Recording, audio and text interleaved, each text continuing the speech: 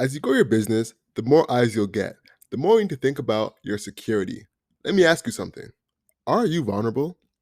Protecting your data is extremely important. Don't be fooled by Instagram. The internet can still be a scary space.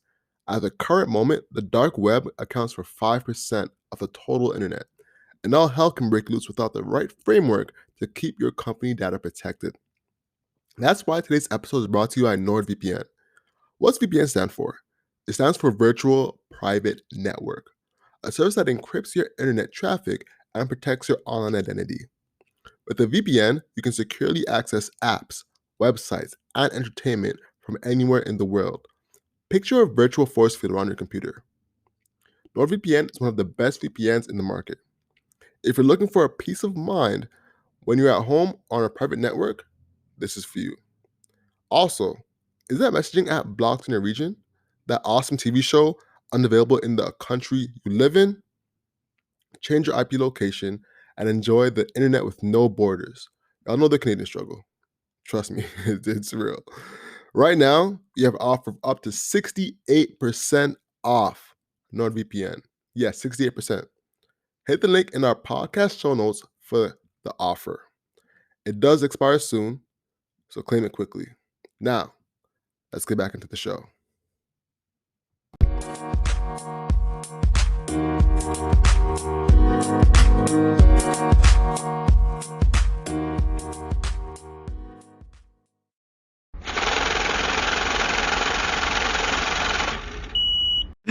Yo, now, like I have like the place, right? So I can play music as loud as I want. And I got my sister gave me the Alexa. Oh yeah? Yeah. She blessed you with the Alexa. Yeah, Alexa, bro. Man, if you get an Alexa, so my colleague was telling me, like, yo, you can get the Alexa. She has an Alexa in the kitchen, in her room, in her living room, and in the bathroom. Mm-hmm. And they all sync together. So you can also choose, just if you're in the bathroom, like you don't know the time, right? If you're running late, you can Alexa, what time is it? And you can even have channels like, hey, play global news to me as I shower. Or, bro, even we can have our podcast as an Alexa channel. Hey, play Us Everything podcast, and create content just for Alexa. It's a solid idea, bro. Like 15 minutes. Yeah, 15 minutes. Yeah, actually, I have to talk to you about that offline, Yeah. Like saying your business tip of the day, maybe. So imagine batching business tips, creating different, like whatever. And I can also have Hustle Nation. So we can have the tip. And so we can make just Hustle Nation the tip. Hey, value. Execute in 10 minutes. Boom. Now you can have an ad in there real quick. Facts. Yeah, I feel you, bro. All right, let's get to it. Nobody is superior. Nobody's inferior. But nobody's equal either. People are simply unique. Incomparable. You are you. I am I. Simple, easy, I'm plain. Say that again. You are the I. You are you, and I am I.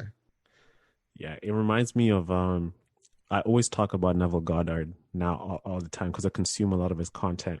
And one of his concepts is the power of the I am. You understand what I mean? The I am. The I am is consciousness, meaning that as I am, if I want to believe something, let's say we are the best podcasters in the world.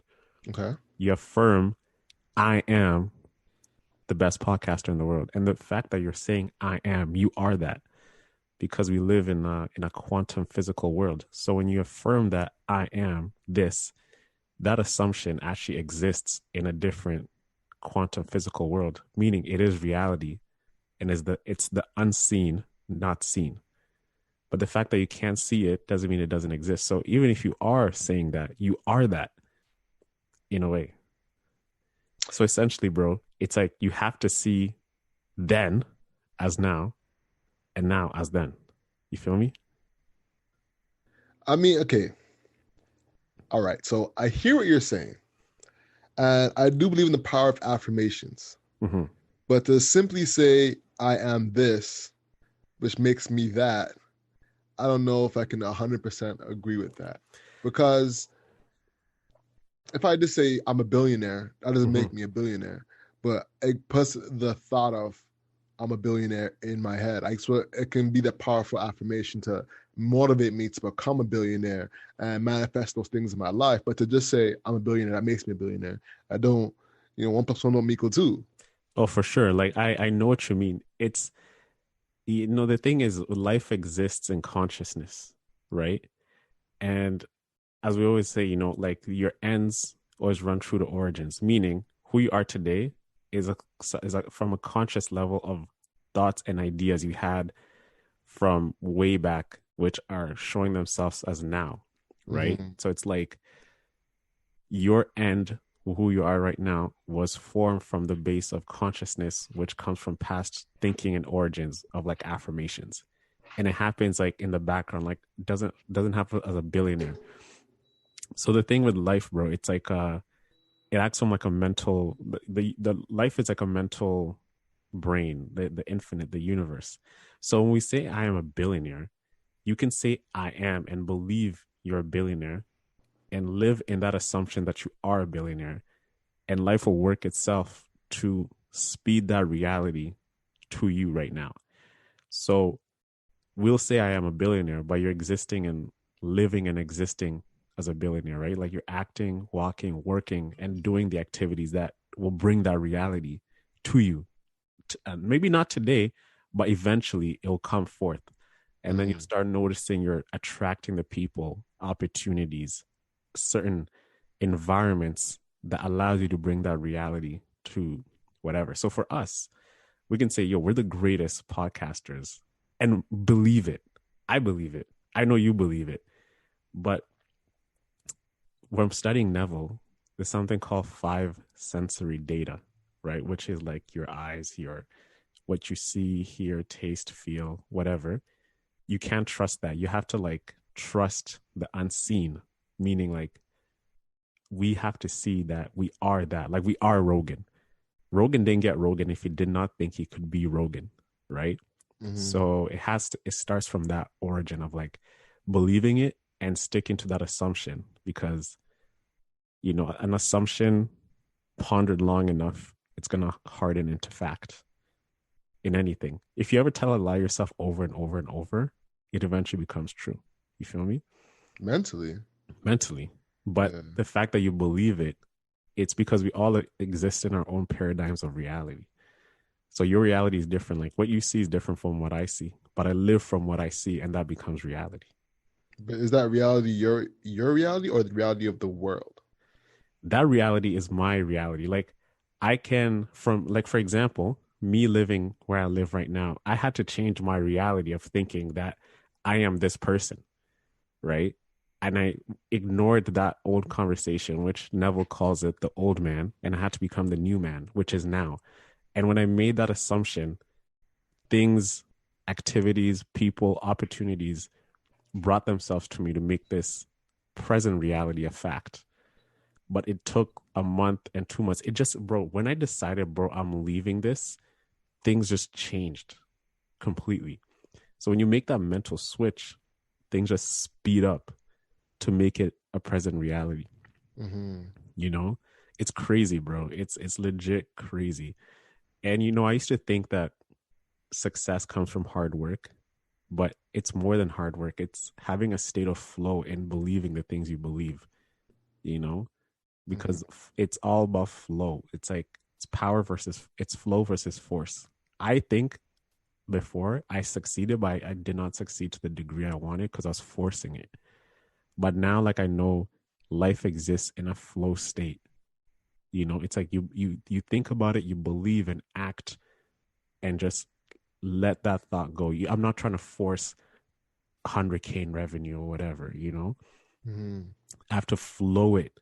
I have to just work, think it, breathe it, relax in a positive, calm state of mind. And that speeds it into reality. Interesting. Yeah. Bro, read as a man thinketh. Read as a That's what man. I think of. Right now, Yeah. I'm on atomic habits, man. I gotta do I one thing at a know, time. I know that book. I suggested that to you, but bro, as a man thinketh, I bought it for my dad, and I've read it like 100, 200. It's such a short book, bro, but it's the most powerful book you can ever read. I haven't Mm. listened to the audio because every time you read it and listen to it, you pick up new things. How old is this book? Bro, James Allen wrote this in the 1920s, 30s. Oh, it's one of those ones. It's Okay. one of those ones, yeah. Okay. Man, let's get it, man. Man, we didn't even intro the folks, man. All right. So, hello and welcome to the Hustle Over Everything podcast. This is the podcast where you receive stories, tips, and strategies from entrepreneurs who've done it to grow your business and take yourself to the next level as a person. Later today in the podcast, we have my guy, Edgar Brown. Shout out to Edgar, man. He's the co-founder and CEO of FitDrive. Is a mobile app that allows you to start training your clients online. Today we have him to talk about his whole platform and how he provides a service to a niche community. So it should be interesting, man. Mm-hmm. Yeah, I love Edgar's story, what he's creating and everything he's doing, bro. He's focused. He's a hooper too. In the podcast, you're gonna hear us like talking, smack to each other that I can beat him 1-on-1. So Edgar played basketball at McGill. He was on the varsity team. He's a big guy, man. He's like athletic, fit. He fits the mold of like the tech founder, co-founder who'd start this app. He's a trainer. He's an athlete. He understands the market, and he's passionate about it. Mm-hmm. What did you think about this episode? Yeah, I completely agree. He's the Jessica Alba of his thing. Mm-hmm. You know what I'm saying? Like how Jessica Alba is the fit for the honest company. Yeah. He's the fit for the FitDrive. No pun intended. By the way, do you know how we always say product market fit? Product founder fit. Your product founder fit. That does exist, or do we That's a thing, yeah. It's Product a thing, founder eh? fit's a thing. Yeah, for sure, for sure. So we're not gonna go launch a bank because it's not a product founder fit. Exactly. Tristan Walker, he talked about it a lot. Yeah, I just thought about that too right now. Yeah.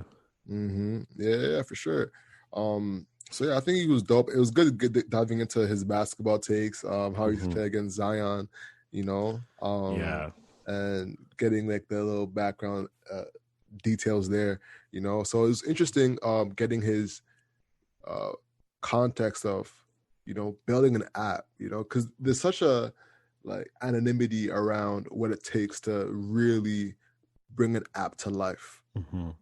I've heard about it on EYL, on a whole bunch of other podcasts or platforms on the struggle of building an app, making it to life and getting it to users, and he's currently doing that. So it's good to see someone in that current state, so to give context, he's doing it, he's currently building up his own business. So with apps, it's easy to make an app these days. Like there's so much free resources to do it, but building an app now, it's like making a website on Shopify, it's like making a website on Wix. That's just a shoe-in. But how are you gonna get people to download that, to get traffic and all this other things, So, and another thing for the technical apps, people just think, oh yeah, I can get someone from China or India to make the app, but there's a lot of nuances that you can get that app built today, but there's an issue tomorrow that you can't go back to that person who's developing your app in India to like fix it back for you. So that's why I think talking to Edgar, he he found co-founders who can join him on this mission and who are technically gifted, smart. And, once you have a team, you can move fast, you can prototype, you can launch quick, fail fast, come back again, see what the customer is saying. But in the app business, it's tough if you don't have that technical co-founder. So he goes deep into this, building his team, the roles, what they've done so far, and all the things that they're doing to get the app into like a market success amongst trainers, especially during Corona, which is an advantage to launch a business like this because now gyms are closed again. So what he said then applies now because the gyms were closed back then, but launching the episode today, the gyms are closed again and face lockdown number 2. So he's going to drop some gems into building a community for gym goers and trainers. Exactly, man. I think it's perfect timing for him. Honestly, like I think he's in the perfect space for acquisition, man. You think so? Okay. That's an ambitious statement. What are you talking? I think if I was Good Life, I would definitely acquire this company and be like, put this through all my fitness trainers and have them, um, leverage this with their clients. But don't you think that if he gets if Edgar were to be acquired right now, I would kind of compare it to how Zuckerberg stole Instagram like 500 days within it being launched. Got you. You Got you. know, it's like $1 billion then, but what's the market is like it's like 50 billion worth. Mm-hmm. So Mm-hmm. it's like a finesse, right? So Yeah, I mean, listen, listen, $1 billion is $1 billion at the end of the day, though. Would you be mad? All right, so are you gonna be mad if someone came and bought the podcast for $1 billion? Then sold it for 50 billion? Are you gonna be like, at the end of the day, you have more that you have higher than the 1% of the world? the fact that someone can come and offer me $1 billion for hustle over everything tells me that the 10x on it, like I mean, like not 10x, let's say, but the future value of it is way worth more than $1 billion. I Of think after course. that, you have to assess: is this something that I want to be in long term?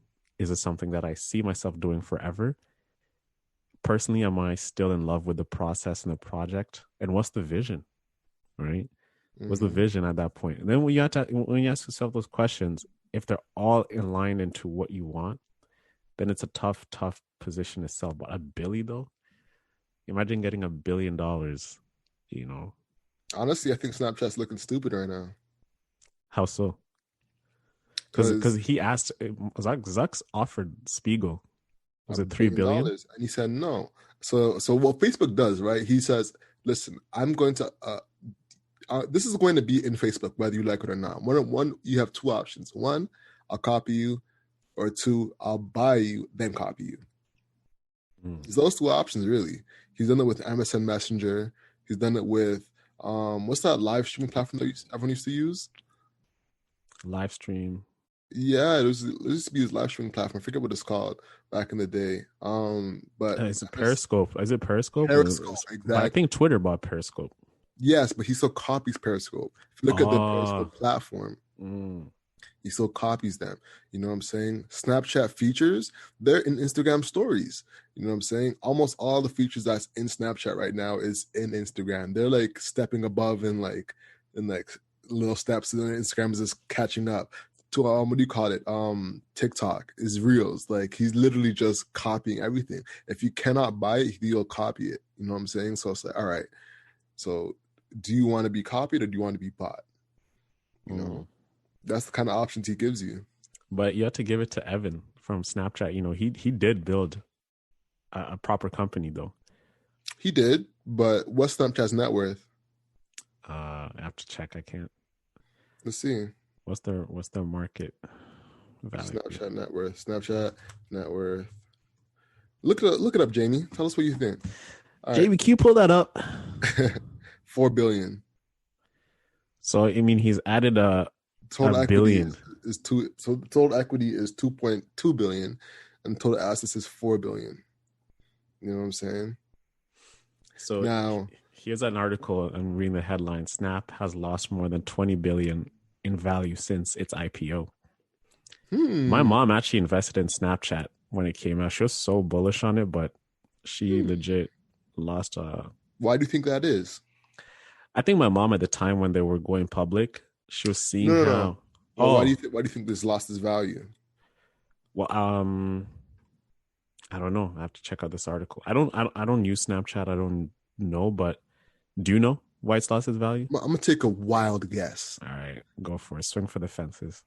Because the biggest platform in the world right now is Mm. currently stealing all of its all of its tech. Mm. That's like the pretty if Zion starts paying like LeBron, like LeBron's gonna lose his value. Hmm. I mean, that's as well too. LeBron is in his LeBron's tail going end. to LeBron, but people are gonna He'll be like, oh, there's another LeBron in the league. Let's start shifting some of our marketing dollars to Zion now. You know what I'm saying? And LeBron's gonna look at that, and in the market, people are gonna start. It's gonna shift a bit. Yeah. I mean, the thing is, LeBron is now in his twilight years. You know, but Zion is gonna get that. But does Zion? It's the intangible. Does he have the personality? Does he have the charisma of LeBron? Does he have the clean, squeaky image of LeBron James? These are the things. I'm talking the inputs and outputs. You know what I'm saying? Can he get the same numbers that LeBron does? You know, On the court, on the court. or economic You know? value to like cities, arenas, entertainment channels. Because think about Exactly. LeBron. Every time you turn on ESPN and Fox, LeBron is the economy, bro. He's the golden goose. He's the cash cow. Mm-hmm. LeBron gets impression. I think they do Mm-hmm. the research. Like, if we talk about LeBron and find ways to bring him in topics, we'll get impressions. And that's why they never talk about the Raptors, man. We won the chip. We never heard a lick about that chip of the Toronto Raptors. After, yeah. Yeah. It's like, how can LeBron next year come back with the Lakers and win the championship? Like, we just won the chip here in Toronto. And well, the thing is, as well as because Kawhi left, I feel like there isn't a marketed star like Kyle Lowry. I don't know why, but they won't push the button on Kyle Lowry like they were pushing DeMar DeRozan or the way they were pushing Kawhi. The thing with Kyle Lowry he's a great player, right? But he's the greatest rapper. I knew about the shit on him. No. I'm not shitting on Lowry. I love Lowry. Lowry is the captain. He's the heartbeat of the Raptors, but he's going to go down as the greatest Raptor of all time. But he's not a star. Like Lowry, he overachieved for his career with his stature, his size, and everything, and whatever. He did not come in with the intangibles of athleticism or shooting ability like Curry, unless like Westbrook and etc. He didn't have any, or Dame Dalla, that Dame Lillard. He had nothing. So he willed himself to be a champion. And that, as Toronto people, like, we love players who grind hard, who go to war.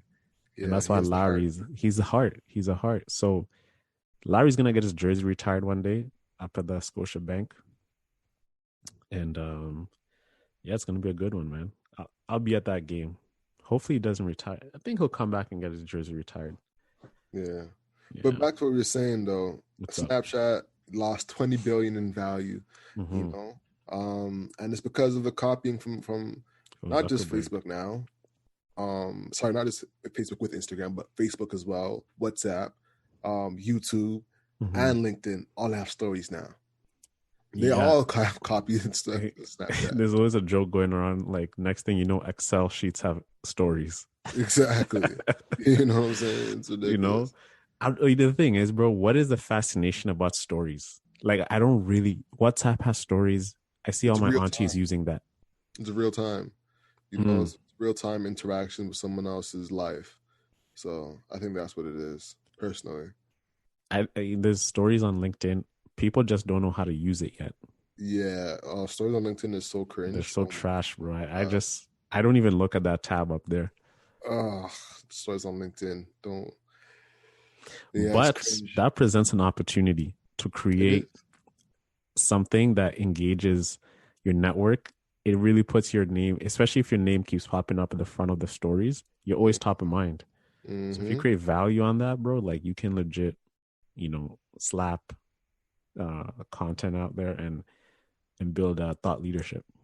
Word. Well, I mean, from my experience, the way algorithms work is that whatever new feature gets put out, whoever uses that new feature the most gets the most exposure from the algorithm. So even putting out content every day, like posts. That's why I think Swish grew his following on LinkedIn like that. Yeah, bro. Yeah. All right, man. Let's get to the business tip of the week. Yeah, what you got cooked up today? All right, man. So today I thought I'd pull it back a bit because we're in phase 2. A lot of businesses are getting back to thinking, what the hell do I do now?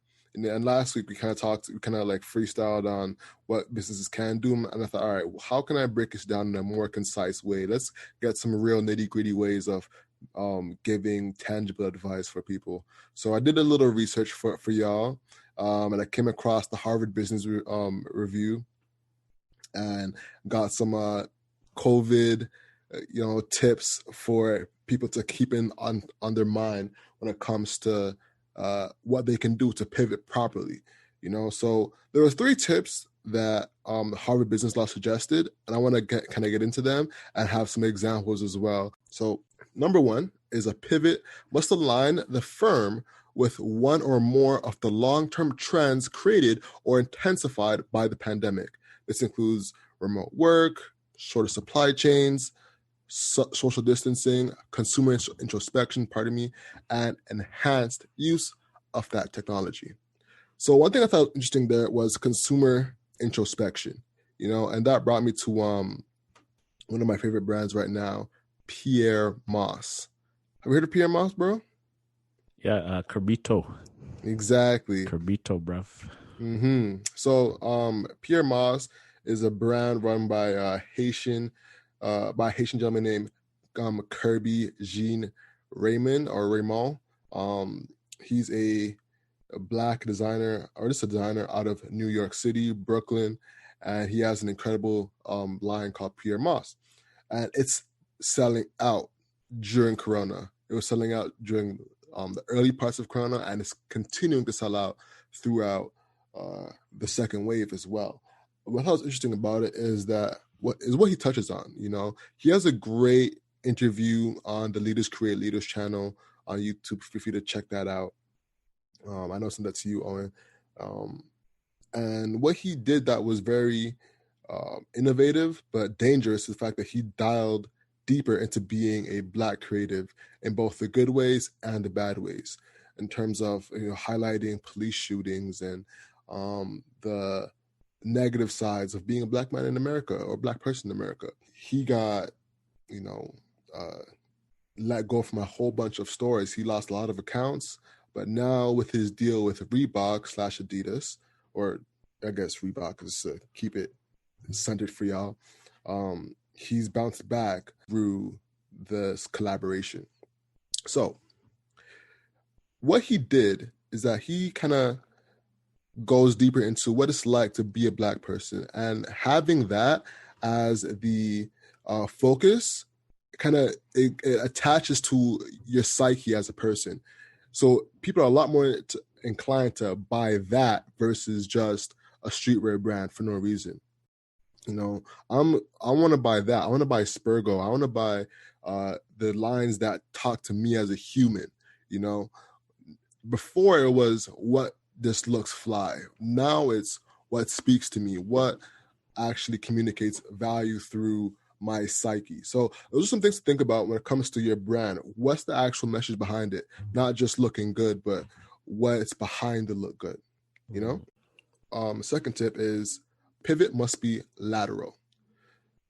The pivot must be a lateral extension of the firm's existing capabilities, cementing, not undermining, its strategic intent. So an example of this is Airbnb. Surprisingly, they've been keeping afloat throughout the pandemic. And you think that Airbnb would be in like the gully, trying to figure it out, because Airbnb is structured around human connection, through being in someone else's space. What they've done, though, is that they've pivoted through giving hosts, financial and potential guests, actual content online in terms of virtual tours, lessons on how to do things from magic to cooking classes, et cetera, et cetera, et cetera. And that's been very profitable for them. On the other hand, they've also been giving a lot more content for what to do when it comes to traveling through the pandemic. And a lot of people have been going to them as a resource for what they can do with traveling. Also, what they've done is given a safe haven for people that have gotten COVID-19 and need somewhere to stay, or for the healthcare workers who are on the front lines. And they need a place to stay as well. And they've been able to be a safe haven for those people as well. So Airbnb is a prime example of pivoting to actually serve themselves for the pandemic. So I thought that was a good example of somebody who's pivoted and pivoted well. And other examples of people who've started selling alcohol, like rubbing alcohol and hand sanitizer through their distilleries. That's been like a real common one. And of course, there's the huge mask trend of selling masks to their audience. Last one, though, I think was really interesting is pivots must offer a sustainable path to profitability, one that preserves and enhances brand value in the minds of consumers. So an example of that is Quizbit. Quizbit was originally a bar quiz / trivia company.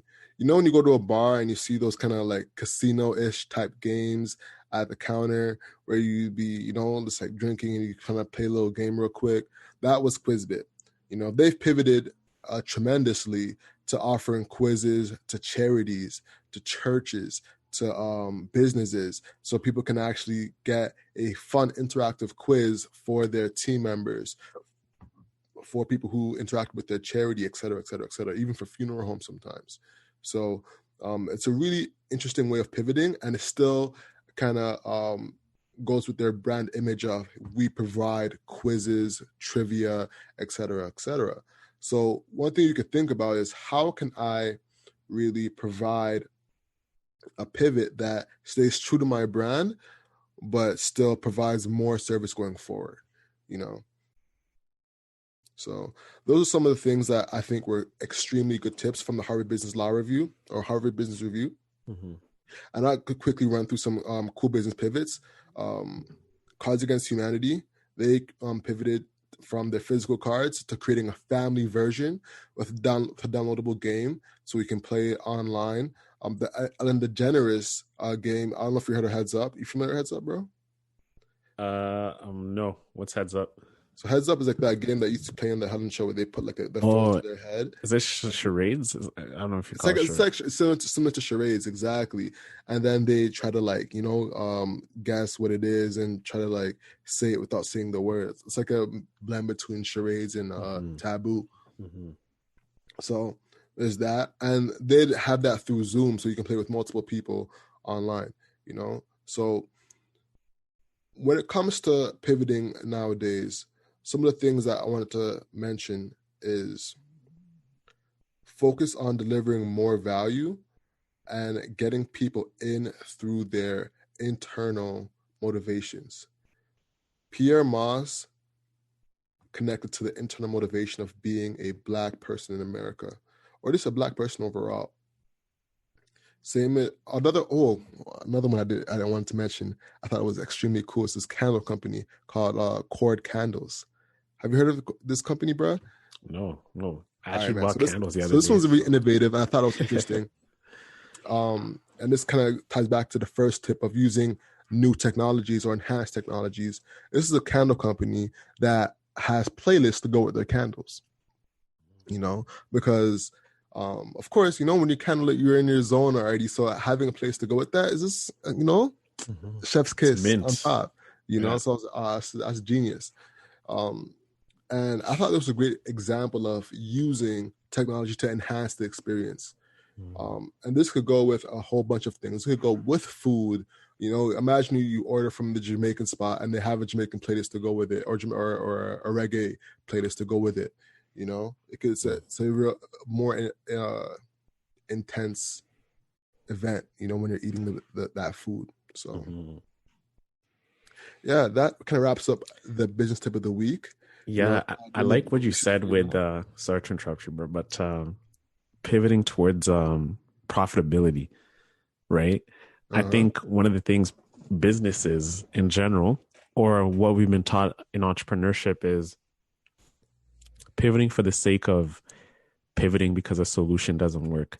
But this pivoting towards even profitability, like let's say if you're in a business that's been plagued by the pandemic, you just can't pivot because of pivoting. It's like, how can we not just be profitable, but how can we sustain this after we come back to reality of no pandemic or corona? Because if you pivot without thinking about that, then you're stuck with a solution that's only serving right now.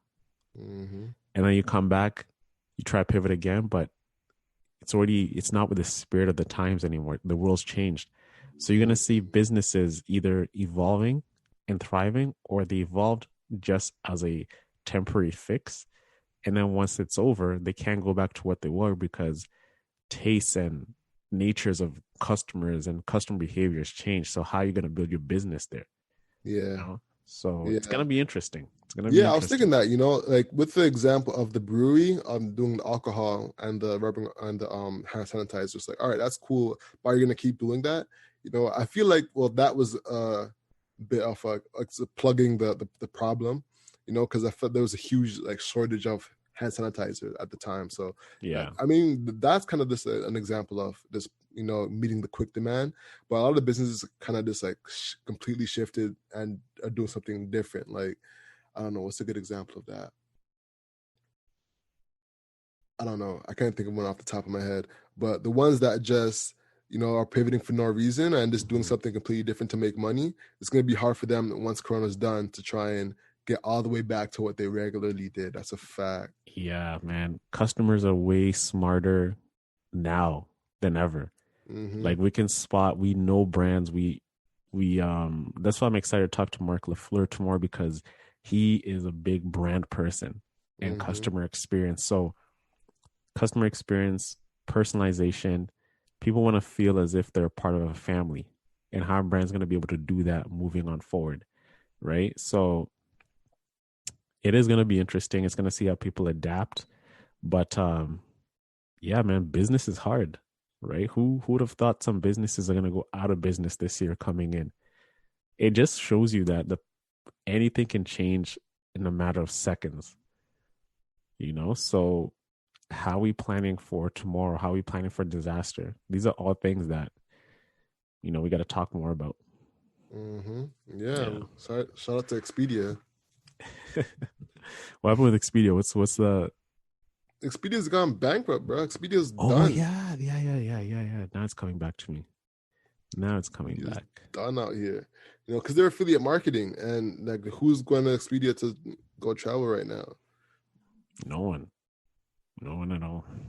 Yeah, bro. So, Yeah, guys. You know what time it is. It is time for that Hustle Nation tip of the week. You know who I am, Mr. Hustle Muscle, about to deliver this sermon for your ears.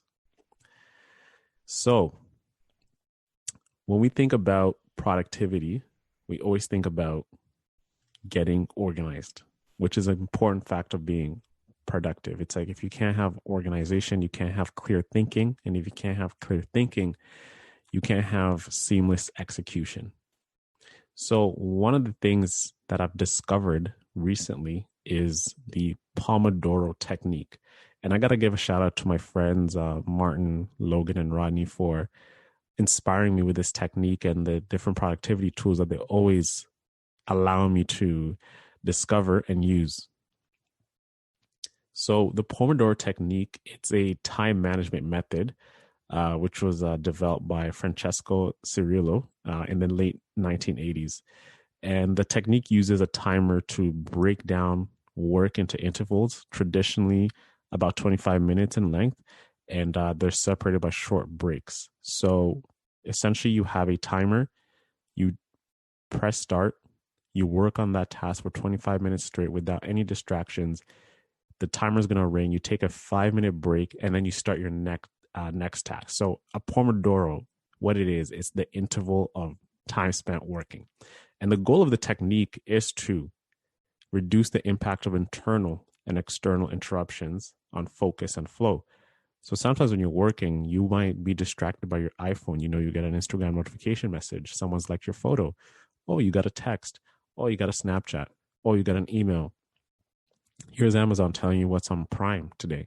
Oh, here's Netflix recommending a show. So many distractions which are interrupting your flow and your focus, and you can't even get things done. So I actually did a time. I looked at the time I spent on working, on looking at my phone, scrolling social media, and I accumulated all of them. And I was like, man, I spent about like 50 minutes a day of just mindless looking at my screen, and that is a lot of time to get tasks done. And it's not even doing anything towards productivity. It's just you're looking at your phone because it's a part of your habitual way of living. So what a Pomodoro is, it's an indivisible. So when interrupted during a Pomodoro, either the activity must be recorded and postponed, like, or the Pomodoro must be abandoned. So you can't start the task and then stop, because when you do that, you just have to completely disregard it, because the key element of productivity is flow. And if you're not in a flow state, you can never get anything. One thing I spoke about earlier is the concept of force and power, is power versus force. Whenever we always want to be productive, we're always thinking of a way we can get productive. You take certain pills, like what is it called, like your, just to stay focused. When it comes back to me, I'll mention it. You turn off everything, you turn off your phone, you whatever, and you say you're going to focus, but that is actually counterproductive, because you're forcing it, and by the time you're forcing, you can't even think what you're doing, because you're in a forced state of mind to stay productive. So one of the tools that I started using is called Tick Tick. So my friend Martin put me onto this, and what it is, it's a tool that allows you just to label all the tasks in different categories. You can put in your calendar, and you can click on a task and you say use Pomodoro, and the timer is going to start. And once it starts, you work on that task and you complete it, and then you move on, you take a 5-minute break. So these tasks could be, after you're done, after the task is completed in the Pomodoro, any time remaining could be devoted to other activities, such as, reviewing and editing the work that's just been completed. Review the activities from a learning point of view. So, what did I learn? What could I do better or differently? Third, review the list of upcoming tasks for the next planned Pomodoro time. Block and start reflecting on our updated tasks. So during this time, you can see how you allocated your time and how productive you are. This Sunday morning, I woke up, made breakfast. I worked out, made breakfast, and I started on preparing for upcoming interviews. And I used to realize that preparing for one interview would take me 1 hour, but using the Pomodoro, I completed one interview prep in 25 minutes, which was just remarkable, because I was so in a state of flow. I was not distracted. I kept my phone in the kitchen so I couldn't see any notifications. And then I started the second interview prep, and I got 2 prep done in 1 hour. So it was just powerful how this whole thing works. So check out the app Tick Tick. We can put the link in the description of the show notes, and use Pomodoro technique. A lot of us are studying at home, we're doing work at home, and there's so much distractions. But how are you allocating these 25 minutes to certain tasks? You can actually get so much done in 25 minutes, guys. Like, it's crazy when you're focused and you have no distractions. So the tip of the week is try the Pomodoro technique. It works. It's effective. You get so much done in little time. If you need a break, you have the 5-minute break, which is a lot of time too, when you want to get a coffee, look at your phone, send out a tweet, reply to a message, and then you get back on the grind. So guys, coming into this week, stay focused. The power of concentration is crazy. It's crazy how we can get so much done with concentration. And a lot of us have that power inside of us, but we just have to tap into it and let it come out of us by choosing to do it. So take that in, check out Tick Tick. And yeah, that is the Hustle Nation tip from the week from me, Mr. Hustle Muscle. Let's get our hustle on this week, guys. Boom. Boom shakalaka. I haven't heard that in so long. Boom, I know it's an oldie, bro. I pulled that out from the bag. Yeah, man. I pulled that from the duffel bag. Word. But I heard good things about Tick Tick though. I heard you did, eh? Yeah, I've heard good things about Tick Tick from other agency owners. So, yeah, man. Yeah, I'll go check that out. I know you do a lot of work with balancing a lot of things, and I thought, man, you would crush it with this. Yeah, it's about to get hectic, man. Preparing for Black Friday. Yeah. And this is the fourth quarter overall. It's about to be hectic, man. Are you gonna be clutch? Oh my geez. Listen, man. It's getting hectic. The consultations are starting to come in. I got agency shit to do, so when it's clutch time, I trust mine, bro. Yeah. You say? When it's clutch time, I trust mine. Do you trust yours? Do you trust your bag, bro? Do you have a duffel bag or a string bag? You have to make that decision. What's in your bag of moves when it's crunch time? I feel you, fam. What's in your arsenal? That's a fact. All right, y'all. So let's hit these housekeeping items and hop into the pod. Yep.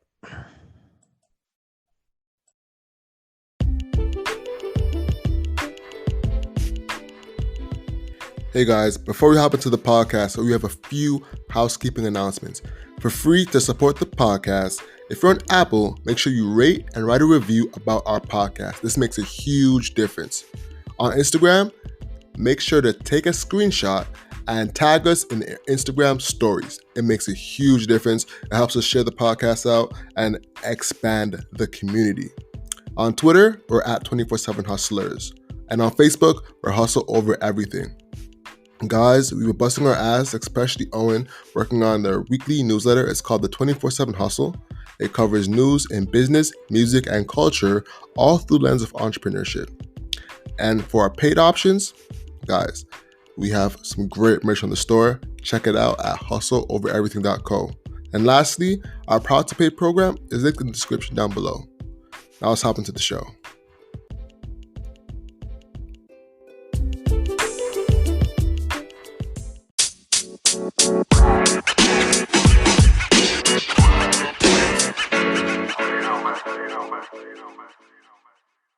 All right, man. Edgar Brown, bro. It's a pleasure to have you on the show, man. How you doing today?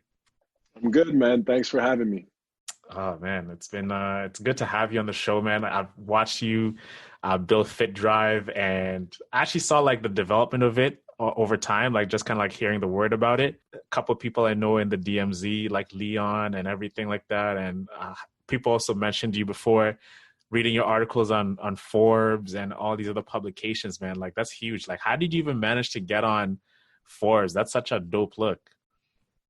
Thanks, man. I mean, it's been a really long journey. So I think a lot of the things that you may see now are just fruits of work that's been put in over the past few years. And just some of those things have come to light most recently. Mhm. But just it's been a process for sure. Yeah, man. I mean, I think every entrepreneur dreams about being on Forbes. Like, imagine just there's something about Forbes that's just like a stamp of approval, you know? Like, it's like the official place of like the world's richest people, of like the top entrepreneurs in the world doing something. And how did it feel like when you like actually saw like your face on like a Forbes publication? So that's an interesting topic.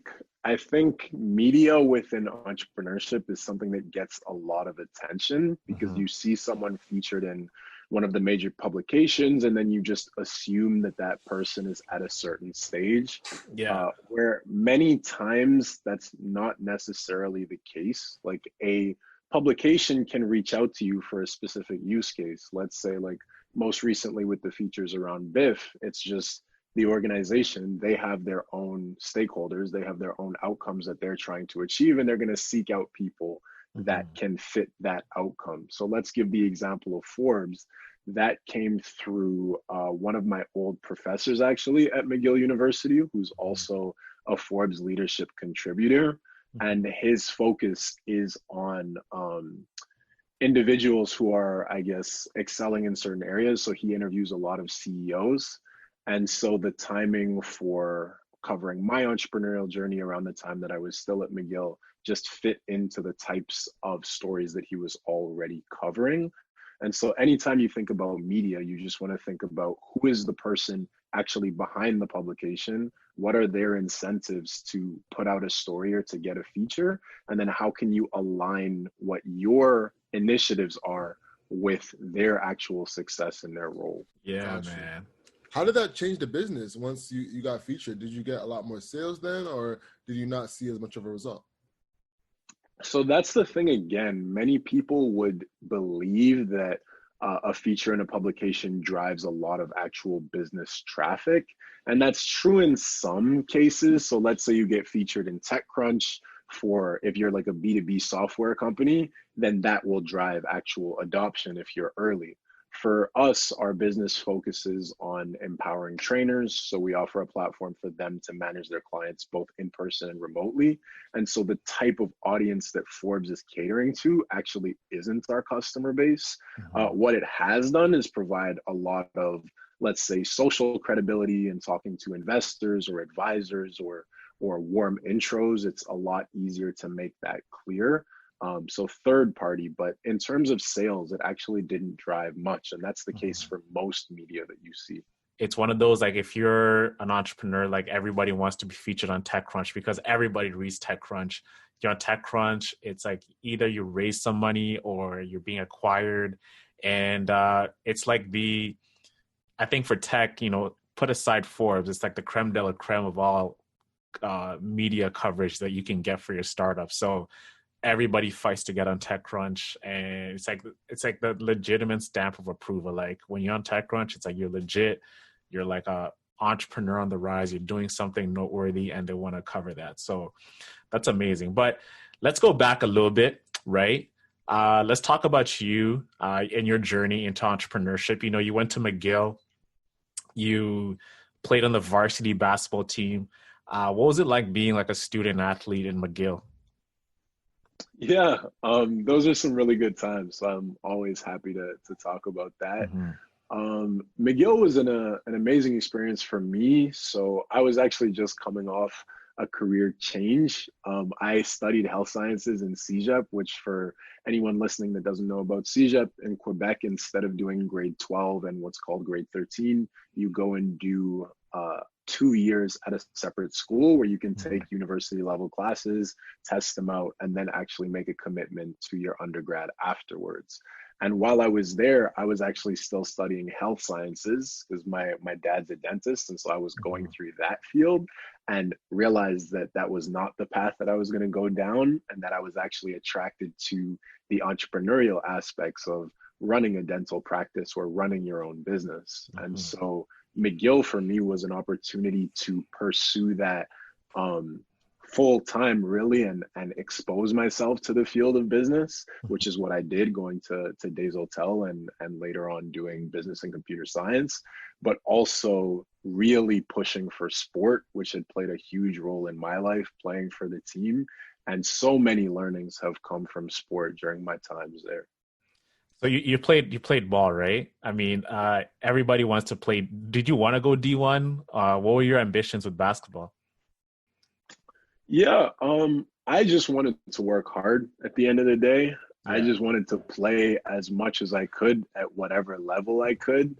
I honestly didn't really even consider going to the States too much. Like, early on, some of my coaches, especially like the ones who were pushing for me to go to academic schools in the States, they had kind of seen basketball as a way to get there. But not to play professionally. No, for me, it was always just to live my passion in playing sport, to take the mindset that comes from it and the skills that come from it and apply it to other areas. Most definitely. You played against Zion? Yeah, I did play against Zion. How was that like, man? Yeah. That's huge. Like, not a lot of people can say I balled against Zion in his first year. It's the only year in college. If you're not a pro, that is. Yeah, that honestly was a surreal experience. So that was because essentially Duke was doing their tour of Canada at the time before he actually started playing. And it was interesting because at that point in time, many people were saying, oh, okay, this guy's performed well in high school. He's bigger than everyone in high school. But when he gets to the college level, that's going to change, where he has to play against bigger, faster athletes. And that tour is when people actually saw how good, not just from like physical tools, but also basketball IQ, passing, dribbling, just the way he moves. And so to be able to play against him in person and guard him at one point in person, I was telling you off camera that I have a video of like grabbing a rebound from him, which was pretty interesting. Yeah. It just really shows you what someone at that highest level is like, and it shows the differences between the levels that exist. And some people are really just built to play that sport, and some people are meant to take all of the other things that I've mentioned that come from it and move to other areas. Got you. Yeah, man. So let's really get into FitDrive. Break down the app to our listeners and what the core competencies of it is. Sure. So FitDrive is an app that makes client management easy for personal trainers and fitness business owners. The reason why we started it and really the problem that it's solving is the current structure of the fitness industry, especially pre-pandemic. So if you look at the typical personal trainer, the way that that industry usually works is you do, let's say, an undergrad kinesiology or anything in that field. You get certified through a body like the National Academy of Sports Medicine, and then typically you go work for a gym. And then that gym will take between 50% to 60% of the fee per session, which is why the cost of personal training is so high. It's typically like 100 a session if you're going to a gym like Equinox or further. But the trainer is only taking $40 of that $100 session, right? Yeah. And what that Wow. does is that causes a ton of turnover and a ton of burnout in the industry. The churn in the industry for personal training is actually 80% plus, 80 to 90%, because the trainer has to work insane hours in order to cover their living expenses. And so there's been a trend for a long time from working a few years at a gym to going off and starting your own business. And so we see ourselves as FitDrive as the software platform that is enabling personal trainers to go out and run their own business. And that's been the seed. That's crazy, man, because I used to work at Good Life Fitness, and I was working in sales, but I worked there my whole university career as a part-time job. And I used to see how many trainers will just come in and leave, and some wouldn't even last. So for example, Good Life, right? Before you even start, you got to get your certifications, but then there's prospecting hours that you have to do. And then once you get past your prospecting hours, you get your actual hours. But even as you're prospecting, you're not even getting paid for those hours. So some trainers will be there and they're not really being compensated the right way to get their clients. So a lot of them Right. are new to the business. They don't even know how to really prospect. A lot of the people who go to the gym are regulars and they know their trainers, they know who they're working with. So getting your first client is extremely tough. So I can definitely see the what you're trying to do, and honestly, seeing that from my first hand, I can totally understand how that pain is, because a lot of like them, more of my friends, and they've expressed to me how they feel. So you're building FitDrive right now. Let's talk about your background, right? Going into building FitDrive. Um, have you study computer science and business? Why did you choose to combine both of them?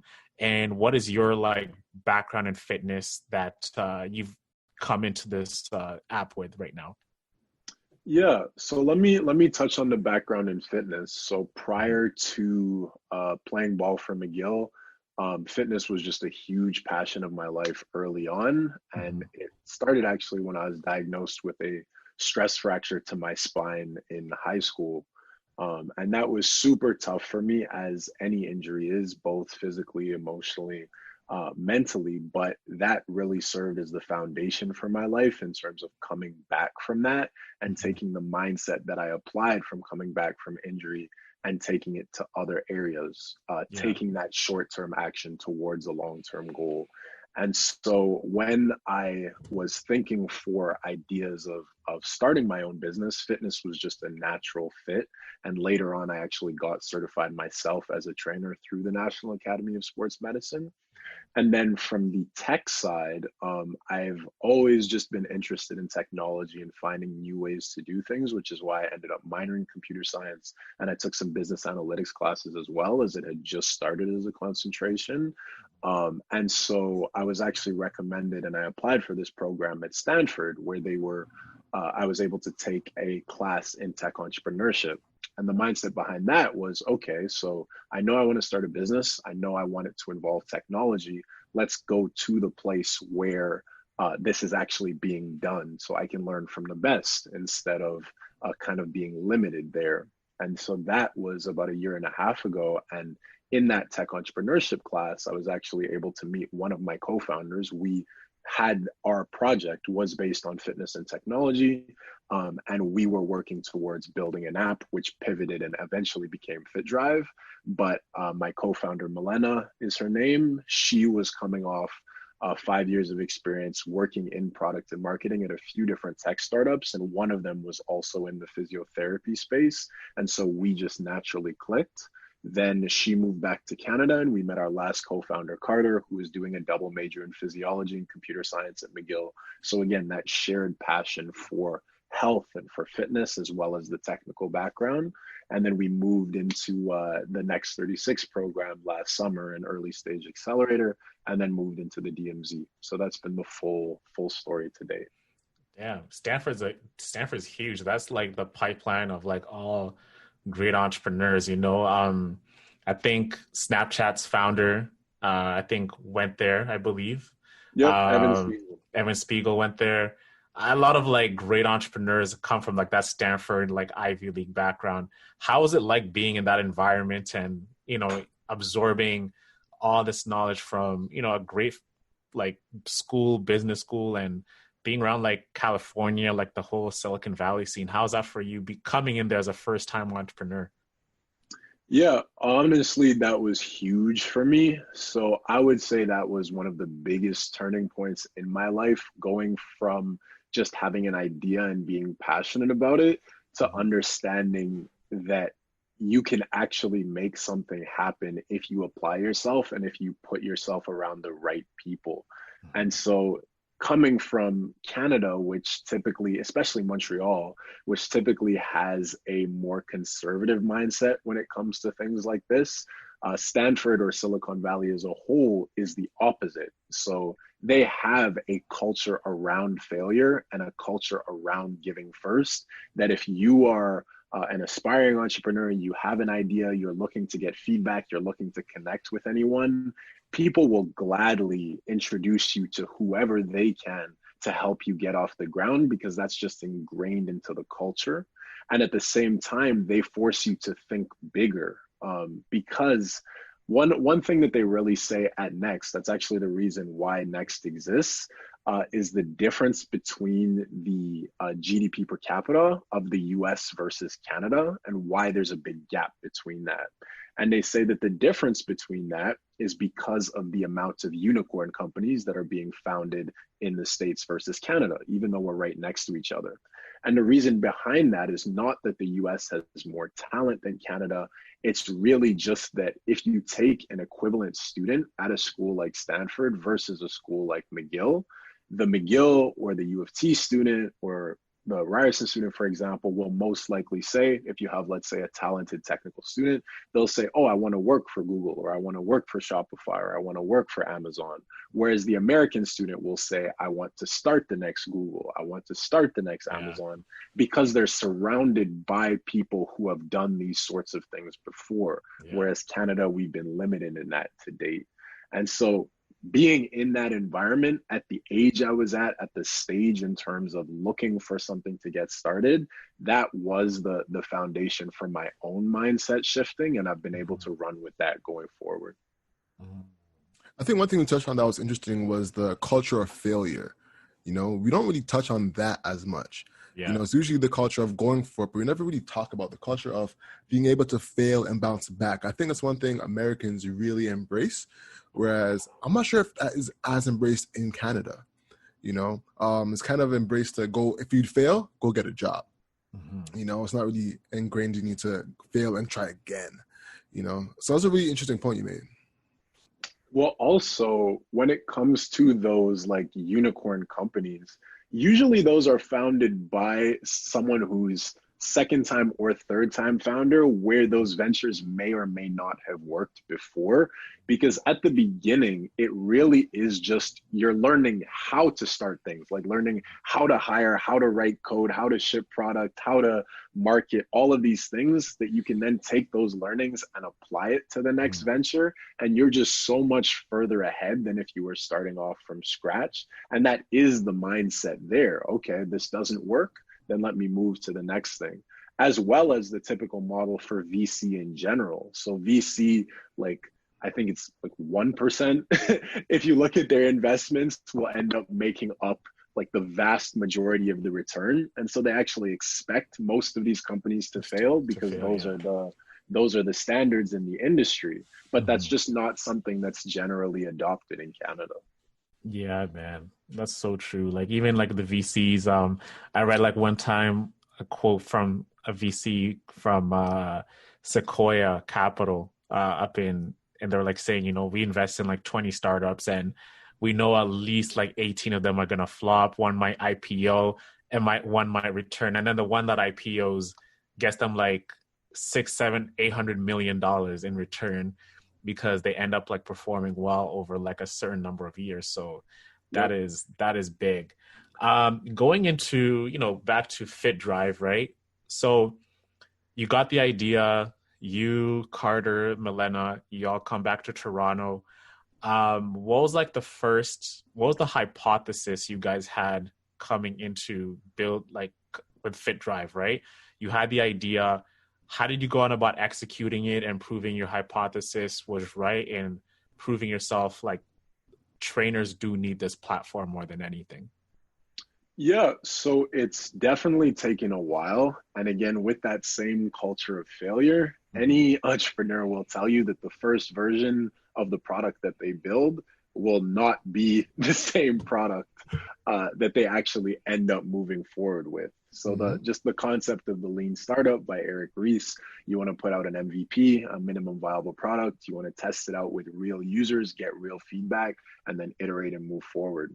So for us, our first thesis, it has always been around the problem of remote training and giving a platform for the professional or the influencer or the trainer to run their business. But we've tried a few different types first. So we had started out actually with fitness influencers because one of the people who I had been in touch with at Stanford was a fitness influencer herself. And we were trying to connect that fitness influencer with their fans. So give a platform for them to have their fans subscribe, let's say, to a fitness program remotely.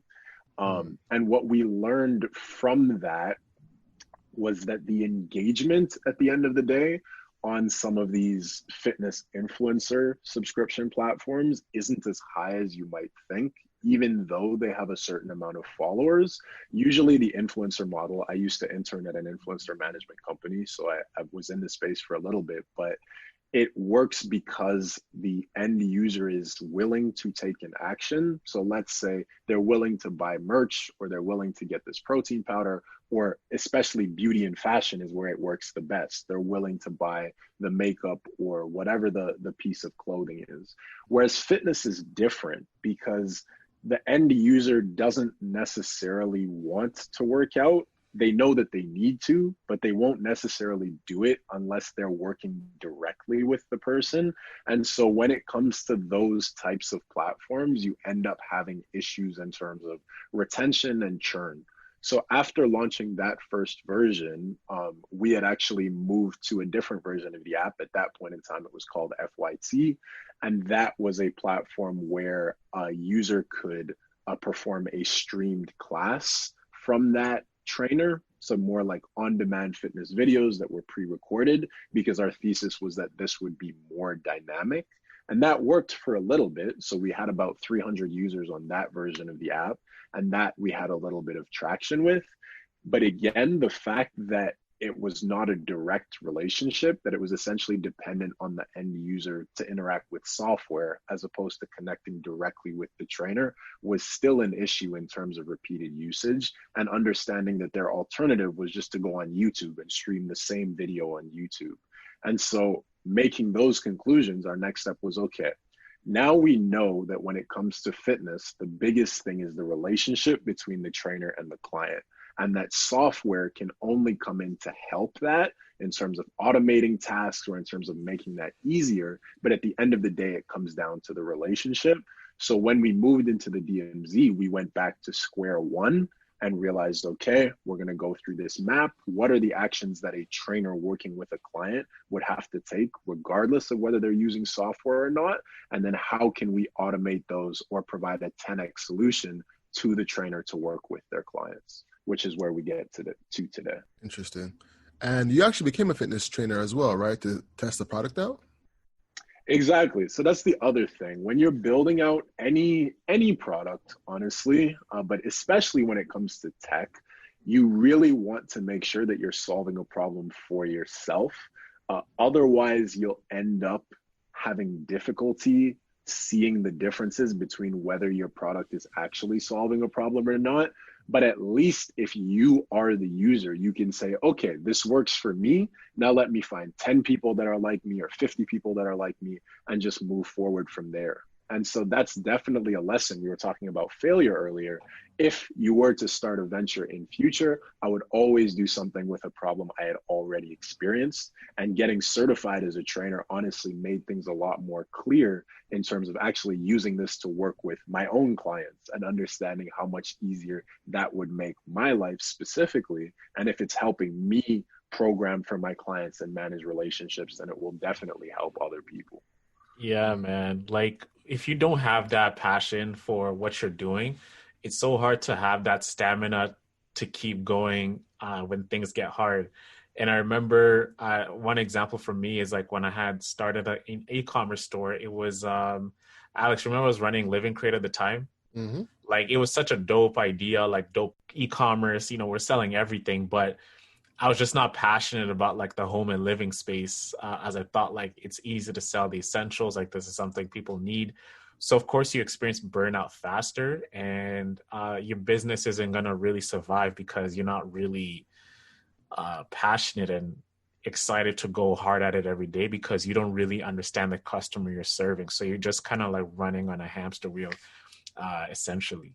I've seen that be executed before, with the gentleman over at Squire.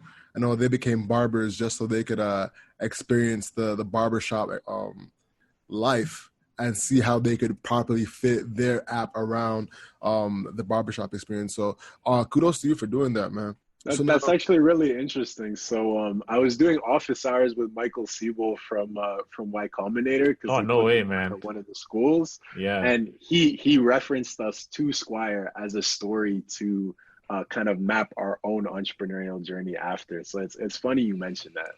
Oh, that's hilarious. Wow, you got office hours with Michael Seibel? You have to hustle any way you can, man. You just gotta get it better than people. What was that like?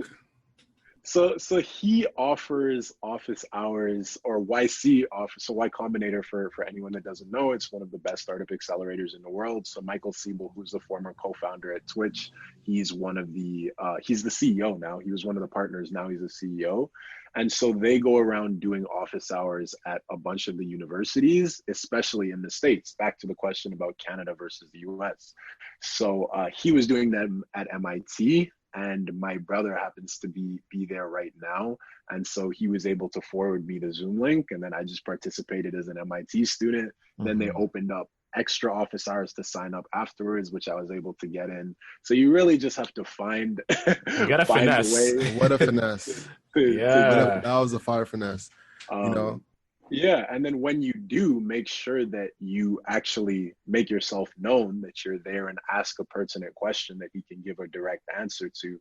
And that was really what he was trying to make clear throughout that entire interview, because he was very raw in terms of the feedback he was giving to everyone on the call, because he said he wished he had had more people be honest early on in his own entrepreneurial journey so that he could learn faster.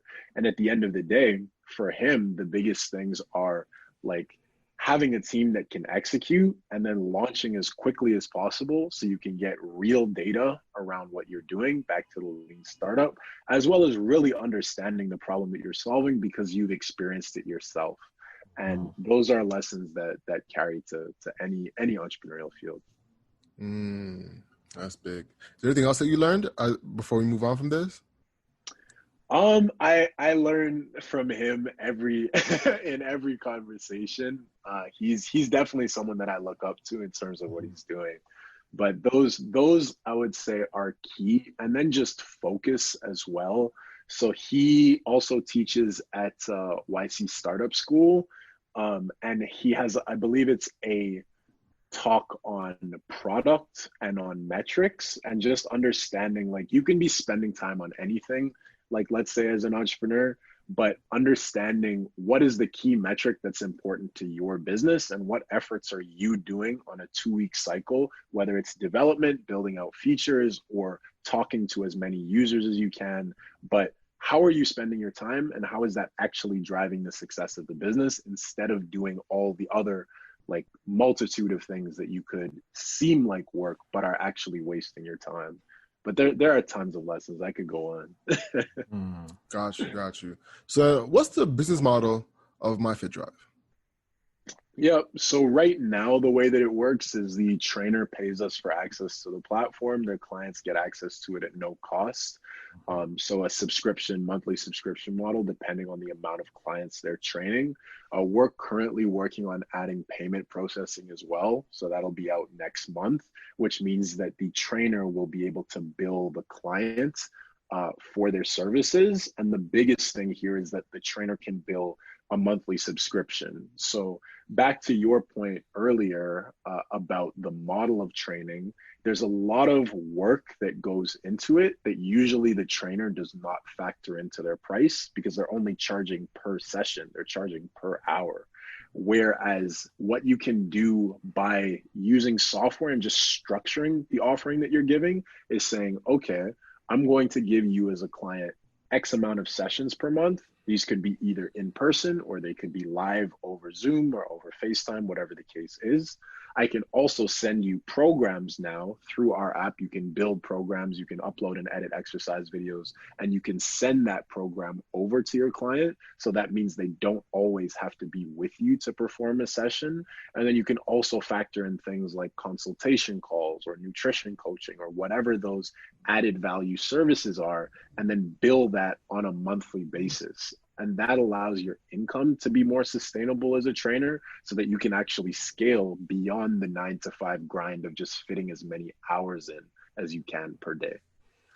So I really want to, kind of like push back on some thoughts I have, right? So for example, I, as a trainer, I have the workouts and et cetera, and this is remote, right? How do I, as the client, find, what if I don't have the equipment to use because usually I meet you at the gym? What if I don't have the right equipment and the tools to really execute on, what the trainer has told me? So again, our app is used in both cases. So if the trainer was training you at the gym, they would use it as a record keeping system. So the trainer has access to the same record that you have as a client. So that means you can perform the workout, you can keep track of it, and then when you're on your own, you can send that workout to complete. When you're saying that it's purely remote, so let's say during COVID, everyone's been in home, then that means that it's the trainer's responsibility to design a program that's body weight based. And so the trainer, using their background, can design a program that mimics what you would do in the gym, but using body weight or using things that are commonly found around the home, which is part of your role as a trainer to begin with. And so again, it's not really about the software, it's about the relationship and how can the trainer best provide the best program or the best routine to their clients based on their specific needs. Okay, got it. Got you. So there's a chat system in the app as well that lets you communicate back and forth, send videos, et cetera, et cetera, et cetera. I'm thinking if I was a trainer, like one thing that comes apparent to me is like, why wouldn't I just use iMessage, and this, I'm just giving pushback, record myself on the phone and send through iMessage, have like a HubSpot, a CRM, right, to save everything and keep it moving. Yeah, and that is what some of them have done, especially pre-pandemic. So again, if you look at alternatives, you can use Excel spreadsheets for your programs, you can use email for your messaging, you can use links to YouTube videos for your demonstration. But then how is that actual experience as a client if you're getting sent things from all these forms or all these sources? From an administrative perspective, how do you keep track of all of your clients when you actually want to scale, when you have 10 of these people and you're doing back and forth emailing and YouTube videos and all of these things? So the first thing that our trainers who are using the app to train their clients have said is, number one, this is far more professional than anything that I've done before. And it actually allows me to charge a premium instead of doing what I was doing before, because the client can actually see the value that I'm providing them. So that's number one. And then number two, on the administrative side, the time that you would spend between all of these different platforms and keeping track of everything training versus one, you may as well take that time and spend that training more clients instead of being bogged down in the details. So those would be the answers. Okay. Got you. No, it's genius, man. That's great, man. And like you and in your team, you came up with the idea to really go build this up for clients. What are some things that you thought your user, your trainers are gonna need, but you went to them and they said, you know what, Edgar, I don't think this is the best thing for me. What is that one thing that you thought that you're so hung up on that ended up being like unnecessary in the platform? Yeah, that's an interesting question. I think our mindset has really changed towards just every week. So let's talk about like product management. We make sure that we speak to our like paying customers and make sure that we listen to them in terms of the problems that they're having, whether that's with our app or not. And that's actually what drives our product decisions. So it's not necessarily that we go and we brainstorm ideas. It's we listen to problems they already have and then try to optimize them.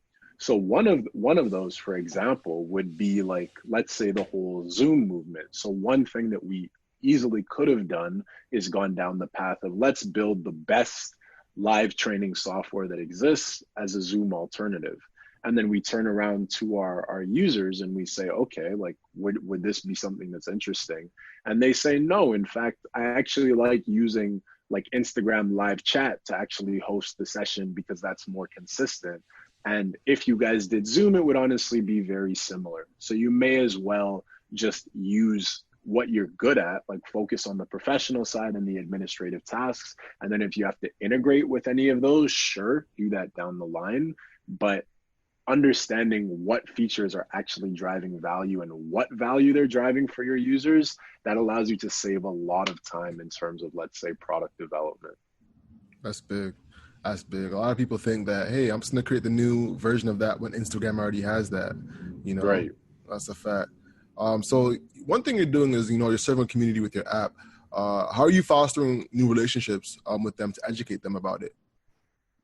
Yeah, that's a great question. So especially during COVID, we quickly realized that there's an education gap around online training or using digital tools as a whole, because traditionally it's an industry where there wasn't much innovation. You could get by with your notes or your spreadsheets when you were doing stuff purely in person. And then when it all moved online, people were looking for sources of information. And so what we started doing right away is providing as many resources as we could, starting off with our Facebook group, which has grown now to, I believe, 200 members over the course of 4 months, where we would just put out free content around online training and use as a base to relay with people.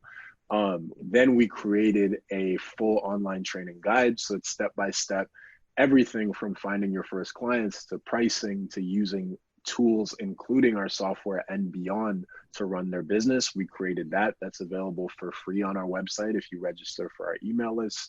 And then on Instagram, we created an interview series where we would bring in, similar to this podcast, we would bring in gym owners, fitness business owners, fitness influencers, and trainers, and interview them about how they were adapting to the pandemic and how their strategies were.